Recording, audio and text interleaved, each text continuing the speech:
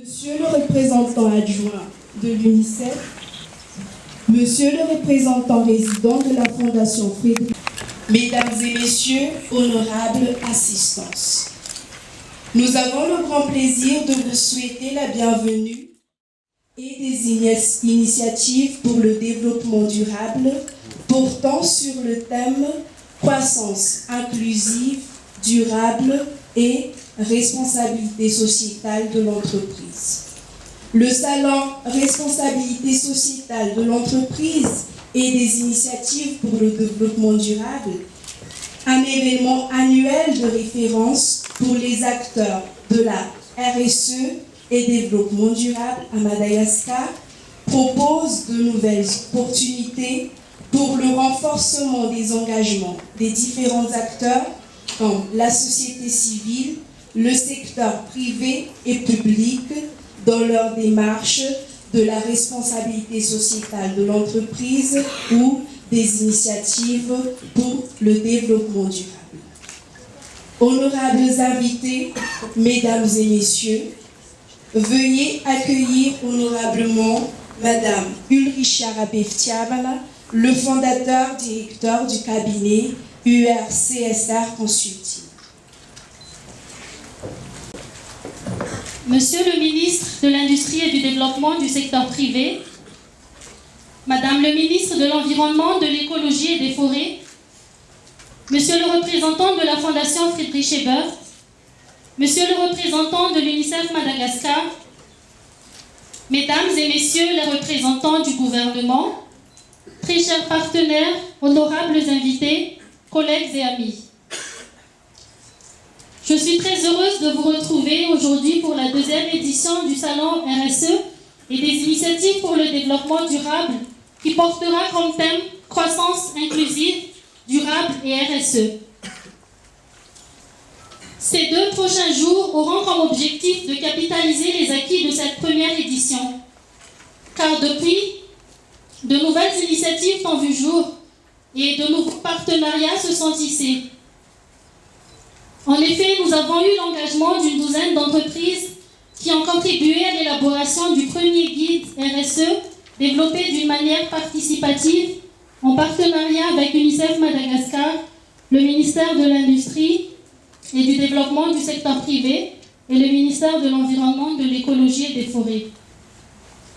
De plus, grâce au partenariat avec UNICEF, l'entreprise Orange et le ministère de l'Industrie et du Développement du secteur privé, nous avons également lancé la première communauté en ligne qui est spécialisée en RSE et développement durable. Fort du succès de cette première édition, nous avons redoublé d'efforts pour renforcer notre engagement pour le développement durable à travers la promotion des nouvelles pratiques d'affaires à Madagascar. La thématique croissance inclusive, durable et RSE, qui est inspirée des objectifs du développement durable numéro 8, 9 et 12, va nous permettre pendant ces 2 jours de discuter de diverses thématiques dans l'industrialisation inclusive et durable, le lien entre la RSE, la compétitivité internationale et l'accès au financement, la RSE, le développement du capital humain, pour n'en citer que quelques-uns. Ces thèmes nous rappelleront une fois de plus que l'entreprise joue un rôle capital dans la valorisation des ressources humaines et des ressources naturelles de Madagascar.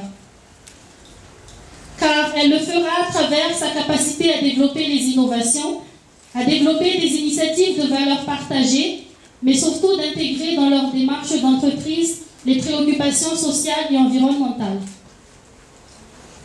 Pour URCSR Consulting, que je représente ici aujourd'hui, promouvoir la démarche RSE et les nouvelles pratiques d'affaires est une démarche partagée entre l'activisme social et environnemental et l'entrepreneuriat. Car en plus de promouvoir cette démarche à travers nos différentes initiatives, nous accompagnons aussi les organisations dans l'intégration de la RSE et du développement durable dans leur stratégie. C'est pour nous un engagement porté par la conviction que le développement économique va de pair avec le partage équitable des ressources et des opportunités. Et pour moi personnellement, en tant que jeune et en tant que femme, j'estime qu'il est important pour moi d'être aussi porteur de ce message à travers ce salon. En effet, le développement durable de Madagascar dépend d'une jeunesse forte, éduquée et engagée, et que parler de ce développement sans l'implication de cette jeunesse qui représente aujourd'hui plus de 60% de la population malgache révèle de l'impossible. Au programme de cette deuxième édition, en collaboration avec nos partenaires et les experts dans le domaine de la RSE, nous aurons une dizaine de conférences avec les thématiques dont je viens de citer, et à cela s'ajouteraient des ateliers de partage et de capitalisation des bonnes pratiques qui permettront encore une fois de plus de partager et d'échanger dans la finalité, comme nous l'avions fait l'année dernière, d'aboutir à la publication d'un guide qui cette fois-ci sera spécialisé sur le suivi et communication des réalisations RSE. Notre plus grande fierté aujourd'hui, c'est que ce salon qui était initialement lancé par le cabinet URCSA Consulting est devenu un engagement partagé par tous nos partenaires et le grand public.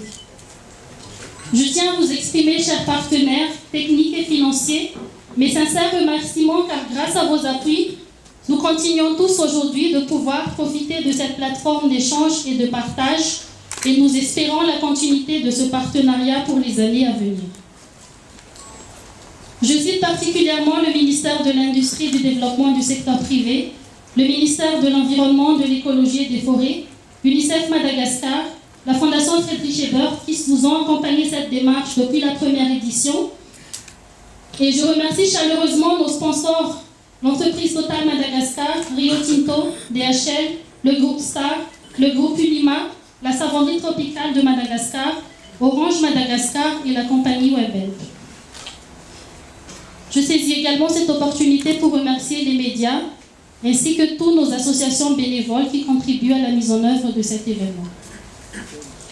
Mesdames et messieurs, ma conviction profonde est que chaque citoyen et chaque organisation, qu'elle soit grande ou petite, publique ou privée, et aussi les jeunes, ont tous chacun leur rôle à jouer dans le développement de Madagascar. Le salon RSE et des IDD revêt alors toute son importance, car quand on parle de RSE, on ne parle pas que des entreprises, mais on parle des différentes parties prenantes et de la place qu'elles occupent. Au cours de la campagne de communication que nous avons effectuée pour préparer ce salon, nous avons été réellement encouragés par un réel engouement et un intérêt croissant pour ce sujet. Le développement durable et la RSE suscitent désormais l'intérêt de tous, et cela se confirme aujourd'hui par votre présence. Mesdames et messieurs, je vous souhaite la bienvenue à cette plateforme. Durant ces 2 jours, soyons animés par les valeurs que véhicule ce salon, l'engagement, le partage, l'échange, mais aussi la solidarité. Ensemble, faisons de cet événement la meilleure façon de partager ces valeurs. Ensemble, faisons de la responsabilité sociétale une responsabilité partagée. Très chers invités, honorables assistances, je vous remercie de votre attention.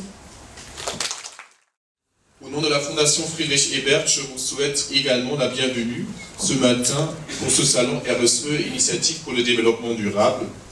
Et je tiens tout particulièrement à féliciter le cabinet URCSR Consulting d'avoir réuni pour la 2e fois déjà autant de partenaires. Nous savons très bien que l'organisation et la conceptualisation d'un tel événement majeur constituent un grand travail. Et je me réjouis aussi tout particulièrement du partenariat entre le cabinet et le ministère de l'Industrie et du Développement du secteur privé. Ce partenariat est important car il illustre les dialogues publics-privés, une initiative, comme nous savons tous, qui est chère au gouvernement de ce pays, et une initiative que nous croyons plus que nécessaire pour le développement, car le développement, en l'occurrence le développement durable, ne réussira qu'à condition que les 2 secteurs, c'est-à-dire le public et le privé, se coordonnent et agissent en concertation pour le progrès du pays. Mesdames, Messieurs, le thème spécifique de ce salon, comme mentionné par Madame Ulrika, est croissance inclusive et durable et RSE. Et il est en effet indispensable d'en parler parce que maintenant, c'est-à-dire à l'heure actuelle, notre croissance, et je dirais plus encore notre modèle de développement, est encore loin d'avoir atteint l'état d'inclusivité et de durabilité comme il est souhaité est décrit dans les objectifs de développement durable. Et si vous avez bien lu les documents pour ce salon, on fait référence à trois ODD, donc notamment 8, 9 et 12.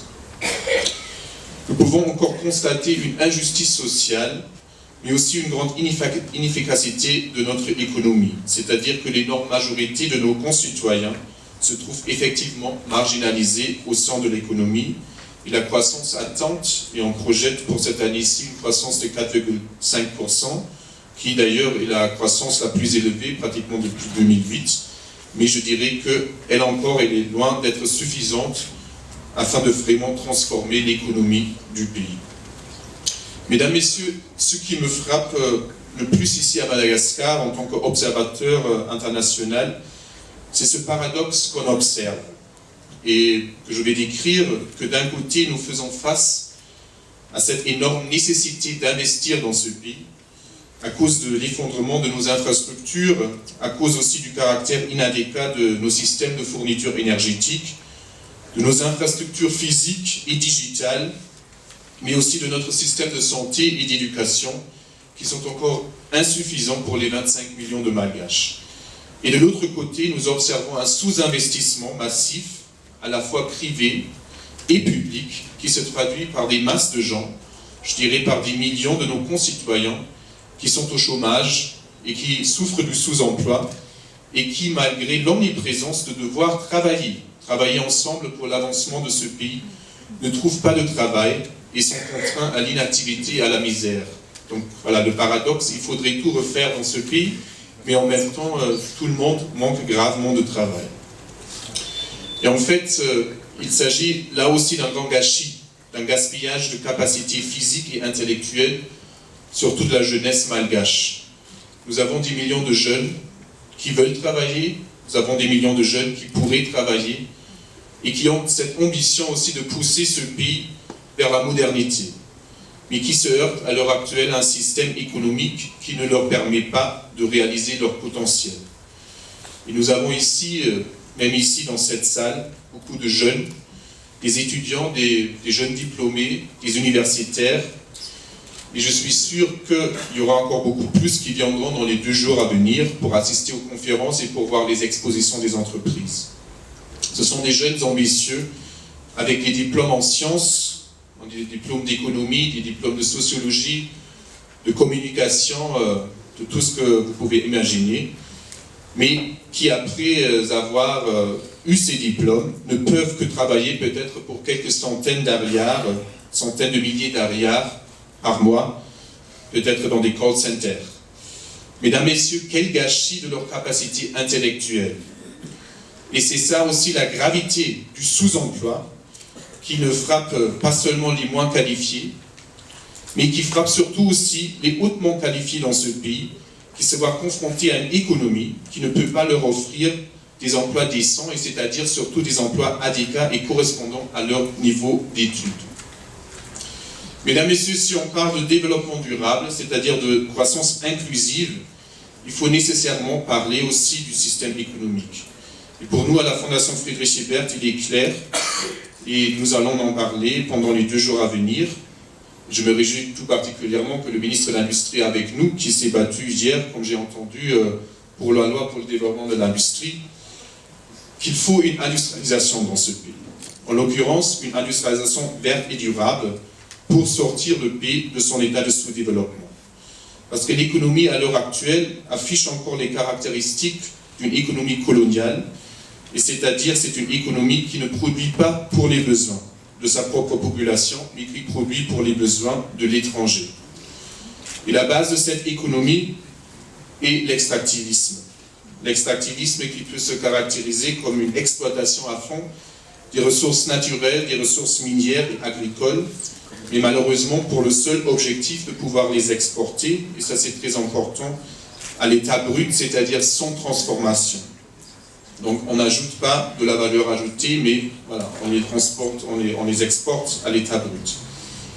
Et ce système ne crée pas seulement, et assez souvent, des dégâts écologiques, mais il a aussi le désavantage de pouvoir fonctionner largement sans emploi décent. En Afrique, généralement, on parle du phénomène de croissance sans emploi. Donc, il y a des pays qui réalisent des taux de croissance assez importants, mais qui ne s'accompagnent pas avec la création d'emplois. Mais au-delà de cela, mesdames, messieurs, c'est aussi un système qui est économiquement désavantageux. Parce que exploiter sans transformer signifie que nous devons nous contenter de quelques miettes dans ce pays, tandis que les vraies richesses sont créées ailleurs. Et je vous demande combien vaut, par exemple, dans un smartphone, dans un iPhone, le coût des métaux, qui viennent peut-être ici de Madagascar, et combien vaut la conception, le design, la transformation et l'assemblage, mais qui sont faits ailleurs, aux États-Unis, en Europe, en Chine. Je crois que la réponse est claire. Dans un tel système économique mondial, Madagascar restera toujours perdant. Mesdames, Messieurs, si nous parlons de croissance inclusive et durable, comme nous allons le faire pendant ces 2 jours à venir, nous entendons une croissance à laquelle tout le monde participe, et c'est aussi une croissance qui profite à tout le monde. Dans un pays industrialisé, la production et la consommation sont 2 phénomènes étroitement liés. Donc on produit pour pouvoir consommer. Mais ici, chez nous, malheureusement, il suffit d'aller dans un supermarché lambda, ici dans la capitale, pour s'apercevoir qu'on ne produit pas assez. 95% des produits non agricoles qu'on peut y acheter, et pourtant sont des produits souvent très nécessaires, des produits de tous les jours, des produits de la vie courante, sont des produits importés. Mais je vous demande aussi, quand on parle de sous-emploi, quand on parle de chômage, est-il surprenant que tout ce monde se trouve au chômage, se trouve au sous-emploi, si on a une économie qui n'arrive pas à produire pour les besoins de nos concitoyens et qui n'arrive pas à transformer les ressources de ce pays. Mesdames, Messieurs, je suis convaincu que l'économie de ce pays, afin d'atteindre les objectifs de développement durable, n'a pas seulement besoin de quelques petits ajustements ici et là. Mais je crois que beaucoup plus, il faudrait une véritable transformation du système économique afin de garantir à tous les enfants de ce pays, à tous les citoyens de ce pays, des conditions d'une vie décente, et c'est-à-dire surtout d'une vie humaine. Et je félicite donc les principaux organisateurs de ce salon d'avoir pris le pari d'organiser cet événement pour réfléchir ensemble sur le comment faire. Et pour conclure, j'aimerais bien appeler à l'ambition. Parce que je crois qu'il faut oser, il faut surtout oser haut. Et ce qu'il nous faut, c'est de l'ambition. C'est de l'ambition qui défie le défaitisme, qui défie le pessimisme et qui défie aussi une certaine fausse modestie. Parce que je suis convaincu que si nous le voulons, ensemble, c'est-à-dire le secteur privé, avec l'État, avec la société civile et avec toute la population, si on le veut ensemble, tout est possible. Mesdames, Messieurs, je vous remercie de votre aimable attention. Monsieur le ministre de l'Industrie, du Développement des secteurs privés, Madame la ministre de l'Environnement, de l'Écologie et des Forêts, Monsieur le ministre de l'Économie et du Plan, Monsieur le ministre des Mines et des Hydrocarbures, chers collègues des partenaires techniques et financiers, collègues de la Fondation Friedrich Ebert Stiftung et du bureau d'études du CSR, et enfin, chers collègues des partenaires du secteur privé et des secteurs associatifs. Comme annoncé par mes collègues, je pense que nous faisons tous face ici, en tout cas au niveau, ou même au niveau mondial, à un nouveau paradigme du développement. Pendant longtemps, on s'est un peu focalisé sur certains secteurs sociaux qui ont permis de faire reculer la pauvreté, la faim, la mortalité, d'améliorer l'éducation. Mais on s'est rendu compte que ce n'était pas suffisant, ce n'était pas soutenable. Nous avons aujourd'hui des panneaux qui décrivent les nouveaux objectifs de développement durable. On a beaucoup insisté sur les 8, les 9 et les 12, qui sont la croissance durable, l'industrialisation inclusive et durable, le mode de consommation et de production durable. Il n'y a pas besoin d'être un linguiste fort pour comprendre que dans ces 3 thèmes, il y a un mot qui se répète, l'aspect durable de la chose. Mais je voudrais insister sur le fait qu'à mon avis, l'implication des secteurs privés l'application de nous tous au développement vise évidemment ces 3 objectifs, mais aura un impact sur tous les autres, notamment le 1, sur la pauvreté, et on voit les autres sur le 13, sur le 14, sur le 15, qui ont trait à l'environnement. À Madagascar en particulier, mon collègue de la Friedrich Ebert Stiftung a mentionné un peu les défis économiques qui sont devant nous, qui sont à côté de nous en ce moment. Et je pense que ce ne sont pas seulement des externalités, ce sont des éléments que le gouvernement, chacun d'entre nous, a déjà internalisés. Le plan national de développement a 2 objectifs principaux. Le premier, c'est la croissance. Le deuxième, c'est le développement du capital humain. Ce sont des éléments auxquels chacun d'entre nous peut être lié. Une spécificité additionnelle de Madagascar, dont nous sommes tous conscients, est vraiment la relation spéciale, la relation unique que l'île entretient avec son environnement, avec 85% de la faune et de la flore qui ne se trouvent qu'ici. Et je pense que trop souvent, trop longtemps, il y a eu tendance à opposer les 2 secteurs. Soit on était du côté de la conservation des forêts, des lémuriens, soit on était du côté du développement économique, des mines, des routes, qui saccageaient tout ça. Et je pense qu'au contraire, ensemble, nous avons pu voir que les 2 approches ne sont pas antinomiques. Au contraire, les 2 approches ont besoin de l'une et de l'autre. À la fois pour permettre de développer de nouveaux secteurs, comme le tourisme, mais également, comme on l'a dit, pour développer une économie durable. Et une économie durable, si vous voulez, c'est pas seulement, comme on l'a vu, les bénéfices des entreprises. C'est pas moi qui l'invente, c'est la base du Fordisme. C'est le développement d'une société qui bénéficie de salaires décents, qui bénéficie de conditions d'emploi, qui bénéficie de revenus qui leur permettront à son tour d'entretenir un cercle économique positif. Alors quel est le rôle du secteur privé là-dedans? On ne parle pas seulement de charité, on ne parle pas seulement de bonne conscience, on ne parle pas seulement de bonne publicité, on ne parle même pas seulement de respect de la loi, qui sont évidemment des éléments essentiels. Mais il nous paraît vraiment important et clair de souligner que le développement durable, pour les entreprises, est un investissement positif, est un investissement de long terme. À la fois, comme je l'ai déjà dit, parce que ça va peut-être, je l'espère, créer une société qui, à son tour, pourra bénéficier de plus de demandes, pourra demander plus aux entreprises, créer des nouveaux marchés, mais également parce que toutes les études le prouvent, des investissements dans des secteurs comme l'eau, comme l'éducation, comme la nutrition, ont des rapports de 1 à 8, voire de 1 à 10, qui sont, je pense que chacun qui travaille dans le secteur privé, des ratios qu'on ne retrouve pas forcément partout. Alors, pour nous, aujourd'hui, le but de ce meeting est vraiment de créer ensemble cette vision conjointe sur le fait que l'environnement, le développement et le secteur privé peuvent travailler ensemble vers des objectifs communs. Vous allez me dire, quel est le rôle de l'UNICEF là-dedans? Est-ce que vous n'avez pas des vaccins et des livres de classe à distribuer? Je dirais oui, bien sûr, et on va continuer à le faire. Et on peut continuer à le faire pendant les 75 prochaines années, c'est pas un problème. Mais est-ce que c'est vraiment ça notre objectif? Notre objectif, c'est d'assurer à chaque enfant, à chaque femme, à chaque communauté, une fois de plus, la réalisation de ses pleins potentiels. Et pour ça, nous avons besoin de la mobilisation de tous.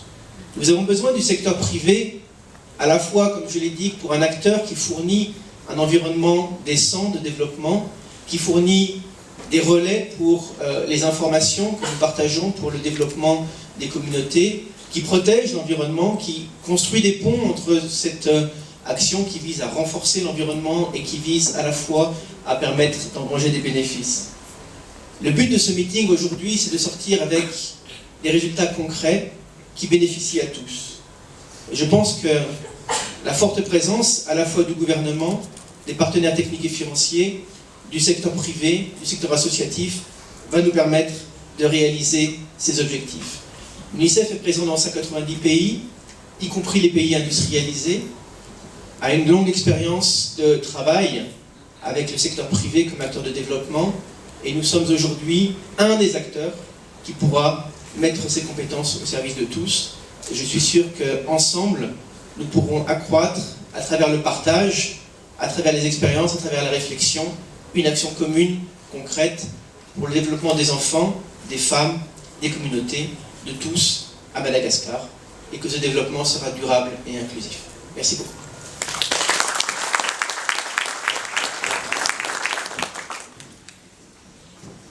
Nous vous remercions, Monsieur le représentant adjoint de l'UNICEF, pour ces mots enrichissants. Il nous reste malgré tout du long chemin à parcourir concernant les rôles des secteurs privés dans le respect des droits humains pour le développement tant économique que social du pays. Et ce n'est qu'en agissant en concert que nous atteindrons nos objectifs fondamentaux. Poursuivre, sollicitant chaleureusement son Excellence Madame Daimananzara Juanita, ministre de l'Environnement, de l'Écologie et des Forêts, pour son discours.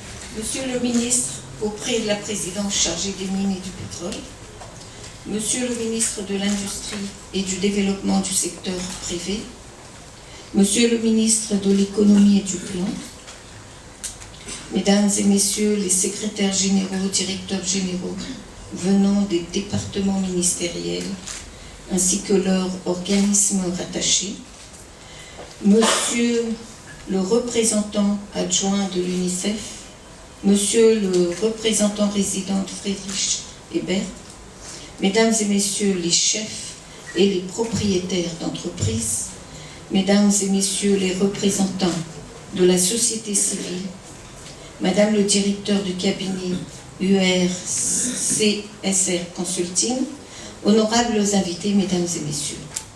C'est un honneur et un plaisir pour moi de prendre la parole à l'occasion de cette deuxième édition du salon dédié à la responsabilité sociétale des entreprises. L'apport de la RSE pour le développement n'est pas négligeable et ne doit pas être négligé.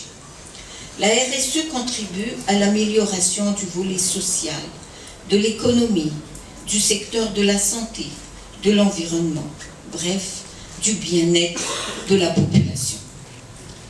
La responsabilité sociétale des entreprises et la contribution volontaire des entreprises citoyennes. Un concept qui fait son bonhomme de chemin et qui, je l'espère, finira par convaincre tous les acteurs économiques. Toutes les actions menées dans le cadre de la RSE ont toute leur importance, mais en ce qui concerne particulièrement l'environnement, je voudrais juste attirer votre attention sur notre objectif de lutter contre la désertification pour un programme de reboisement intensif sur tout le territoire national. Nous aspirons tous à un mieux vivre dans un environnement sain, respectueux de la nature, où chaque individu aura sa place. L'application des textes, comme le décret initié, devrait nous permettre de gagner du temps dans l'atteinte de nos objectifs communs. Bien au-delà de la RSE, des entreprises ont contribué à des actions de développement considérables et pour cela, je voudrais leur adresser ma gratitude. Je reconnais et j'admire la volonté de bon nombre d'entre vous qui ont brillé dans des œuvres sociales comme les réhabilitations des hôpitaux, les dons aux sinistrés et bien d'autres activités et d'autres infrastructures. Aujourd'hui, beaucoup reste encore à faire à Madagascar et la contribution de tout un chacun est requise. Mesdames et messieurs, je vous remercie de votre aimable attention.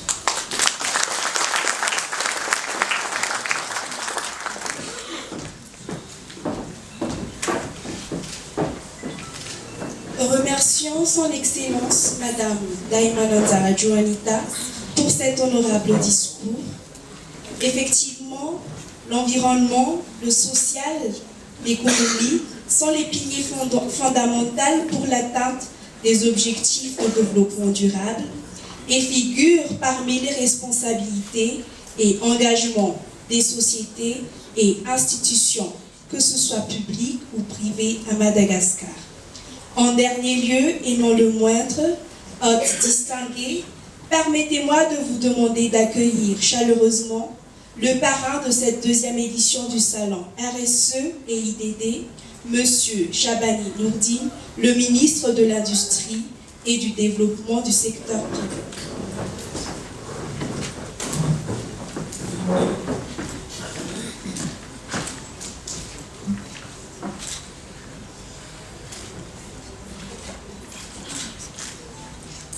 Chers collègues, mesdames et messieurs les ministres, messieurs les secrétaires généraux, à travers des conférences débats, des ateliers de travail et des expositions.